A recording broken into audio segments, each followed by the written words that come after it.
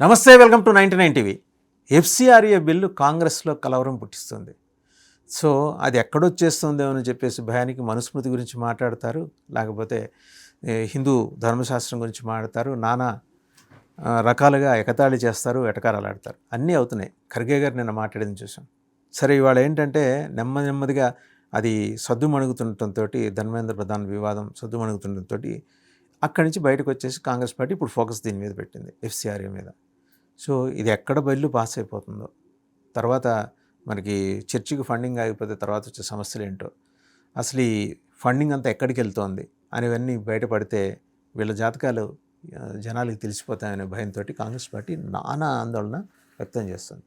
ఈ అంశానికి సంబంధించి సమగ్ర విశ్లేషించడానికి మనతో ఉన్నారు geopolitical affairs expert, political analyst, senior journalist Suresh Kochatla garu. Suresh గారు నమస్కారం. నమస్తే. సరే, సీజేపీది బొద్దింకల వ్యవహారం కాస్త సద్దుమణిగింది. అదే సద్దుమణిగింది అనడానికి అవకాశం లేదు. కొంచెం వాళ్ళు మళ్ళీ ఇంకో రూపంలో వస్తారు. వాళ్ళు అలాగూ బొద్దింకలు కాబట్టి ఇంకో రోజు రేపు ఇంకో పేరు పెట్టుకొని వస్తారు.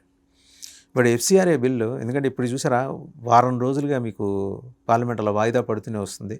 సాయంత్రం పూట ఆయన press meet PowerPoint presentation programme arrange చేసుకుంటా, అదంతా ఏం చేసినా ఆగస్టు 12 వరకే, తర్వాత ఉండడు మళ్ళీ ఆయన కనపడ్డు. ఇదేంటండి ఎఫ్సిఆర్ఏ మీద ఏంటి వాళ్ళ వరీ ఏంటి అసలు?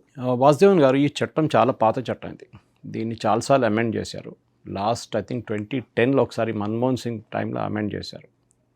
మన్మోహన్ సింగ్కి ఏమైందంటే ఈ కూడం కులం అండ్ స్టెర్లైట్ ప్రొటెస్ట్లో చాలా క్లియర్గా కూడం కులంని ఆపడానికి ట్రై చేశారు. మీకు తెలిసిందే, కూడం కులం ప్రాజెక్ట్ కట్టింది రష్యన్స్.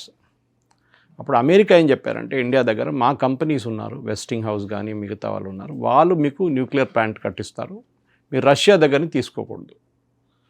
సో అప్పుడు అన్నారు, యాక్చువల్లీ వాజ్పేయి గవర్నమెంట్ టైంలో స్టార్ట్ అయింది నెగోసియేషన్.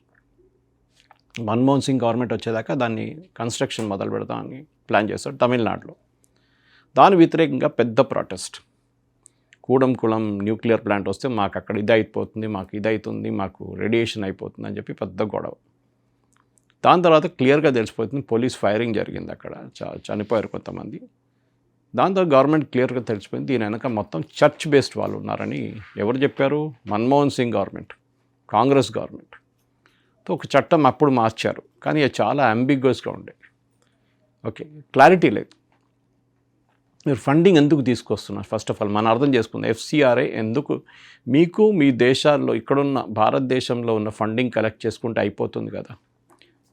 ఇప్పుడు మన హుండీలో డబ్బులు ఇస్తాం టెంపుల్లో, అది ఎందుకు ఇస్తున్నాం? టెంపుల్ అదే గుడి వాళ్ళు చిన్న గుడులు కానీ, స్కూల్ కానీ, లేకుంటే హాస్పిటల్ నడిపించడానికి ఆ డబ్బు ఉపయోగిస్తారు, ప్రసాదానికి ఉపయోగిస్తారు. అక్కడున్న గవర్నమెంట్ ఫండింగ్ లేకుంటే పూజారులు శాలరీ అంతా ఇవ్వడానికి అడ్మినిస్ట్రేటివ్ కాస్ట్ అంతా చూసుకుంటారు.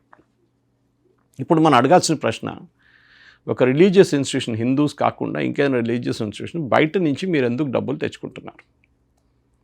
ఆబ్వియస్లీ మీరు కావాలని ఏదో ఒక అల్టీరియర్ మోటివ్తో తీసుకొస్తారు. అంత ప్రేమ ఉండి బయట నుంచి పంపించడానికి ఏం లేవు.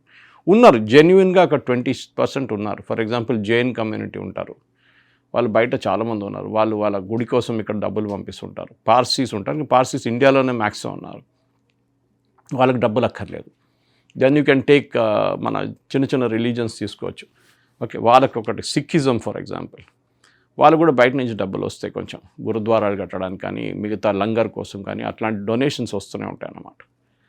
ఇప్పుడు దీనికి అన్నిటికీ ఒక చట్టం తీసుకొచ్చింది ఫారిన్ కాంట్రిబ్యూషన్ రెగ్యులేషన్ యాక్ట్. అంటే ప్రతి రూపాయి, ప్రతి డాలర్ బయట నుంచి వచ్చేది మీరు అకౌంట్ చేయాల్సి వస్తుంది. ఓకే, కానీ దీన్ని ఒక స్ట్రిక్ట్గా ఇంప్లిమెంట్ చేయలేకపోతున్నారు.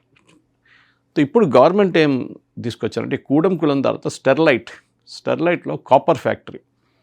అప్పుడు దాకా మనం భారతదేశం ఇంపోర్ట్ చేస్తుండే, బయట నుంచి కాపర్ తెచ్చుకుంటుండే. మన అన్నిటికీ, ఎలక్ట్రానిక్స్కి, ఎలక్ట్రిక్కి, ట్రాన్స్ఫార్మర్లకి, అన్నిటికీ మనం వాడుకుంటాం కాపర్ అనేది అన్నిట్లో వాడుతుంది. మనం కాపర్ని ఆపడానికి చాలా మంది ట్రై చేశారు. చైనా అండ్ పాకిస్తాన్ కాపర్లో పెద్ద రిసోర్సెస్. పాకిస్తాన్ దగ్గర ప్లాంట్ లేవు, కానీ మెటల్ ఉంది వాళ్ళ దగ్గర. చైనాకి ఇస్తారు, చైనా దాన్ని is the number 1 today. So సడన్గా స్టెర్లైట్ ఫ్యాక్టరీ వచ్చినప్పుడు చైనా డామినెన్స్ పోయింది. మన దేశానికి ఒకటే కాకుండా మనం ఎక్స్పోర్ట్ చేయడం మొదలుపెట్టాం కాపర్. అది చైనీస్ మార్కెట్ని పెద్దగా తట్టుకోలేకపోయింది చైనా. సో వాళ్ళు ఏం చేశారు, డబ్బులు ఇచ్చి ప్రొటెస్ట్ చేపించి క్లోజ్ చేపించారు స్టెర్లైట్ ఫ్యాక్టరీని. ఆలోచన మూతపడ్డది. ఇప్పుడు మనం ఇంపోర్ట్ చేస్తున్నాం మళ్ళీ కాపర్ బయట నుంచి. ఎవరి దగ్గర నుంచి కొంటున్నాం? చైనా దగ్గర నుంచి కొంటున్నాం. వాళ్ళ గేమ్ సరిపోయింది. వాళ్ళకి ఎంతో 50-60 కోట్లు పెట్టుంటారు. కూడంకుడంలో యూఎస్ ఆడింది గేమ్. కానీ అది అక్కడ మన్మోహన్ సింగ్ గవర్నమెంట్ స్ట్రిక్ట్గా ఉన్నారు, దాంతో నేను చేయలేకపోయారు. కానీ స్టెర్లైట్లో చేయలేకపోయారు, స్టెర్లైట్లు ఆపలేకపోయారు. అది పొల్యూషన్ ఉందని చెప్పి సుప్రీంకోర్టుకి వెళ్ళారు. అప్పుడున్న సుప్రీంకోర్టు జడ్జిలు దాన్ని అంగీకరించారు. ఇప్పుడు అక్కడున్న ప్రజలు, తూత్తుకుడిలో ఉన్న ప్రజలు ప్రొటెస్ట్ చేస్తున్నారు. ఏంటి, మళ్ళీ స్టెర్లైట్ని తీసుకురండి, మా హోటళ్ళు బంద్ అయిపోయినాయి, మా ట్రాన్స్పోర్ట్ నడవట్లేదు, మా వాళ్ళకు ఉద్యోగం లేదు. అది ఉన్నప్పుడు ఇదంతా ఉండే, డైరెక్ట్ అండ్ ఇండైరెక్ట్ ఎంప్లాయ్మెంట్ ఉండే, ఇప్పుడు ఏం లేదు. ఆలోచించండి. సో మొన్న దీని గురించి తీసుకొచ్చే ముందు అమిత్ షా గారు మొన్న కార్డినల్స్ అండ్ బిషప్స్తో మీటింగ్ పెట్టారు, క్రిస్టియన్ క్యాథలిక్ వాళ్ళతో, నాట్ ప్రొటెస్టెంట్ అన్నది క్యాథలిక్, ఎందుకంటే క్యాథలిక్ కదా మేజర్ బాడీ ఇండియాలో క్రిస్టియన్స్లో. సో వాళ్ళు పిలిచి వాళ్ళతో మాట్లాడి డేటా చూపించారు. 30% దేశానికి వచ్చే $100 ఉంటే దాంట్లో $30 క్రిస్టియన్ ఇన్స్టిట్యూషన్స్కి వెళ్తుంది. అమిత్ షా అడిగారు, మీకేమైనా ప్రాబ్లం ఉందా? నాకైతే ప్రాబ్లం లేదు. కానీ ఈ 30%లో ఆల్మోస్ట్ ఒక 10%, అంటే విత్ ఇన్ ద 30%, 10% అంటే 10% అవుట్ ఆఫ్ 30%. $100 అంటే $30లో $10 ఇల్లీగల్ యాక్టివిటీస్కి వాడుకుంటున్నారు. కూడం లాంటిది, స్టెర్లైట్ లాంటిది, వేదాంత ప్రాజెక్ట్ వ్యతిరేకంగా ఇదన్నీ చేస్తుంటాయి, వీళ్ళ పని ఇది. తర్వాత ఏం జరిగిందంటే లాస్ట్ ఇయర్ నుంచి ఒక క్యూరియస్ ఇన్సిడెంట్ జరిగింది, చాలా స్ట్రేంజ్. తిమోతి ఇనిషియేటివ్ అని చెప్పి ఒక ప్రాజెక్ట్, దీని ముందు జోషువా ప్రాజెక్ట్ అని ఒకటి ఉండే కన్వర్జన్ గురించి. సో ఈ తిమోతి ప్రాజెక్ట్ అని చెప్పి ఒక ప్రాజెక్ట్ వీళ్ళు యూఎస్లో మొదలుపెట్టారు.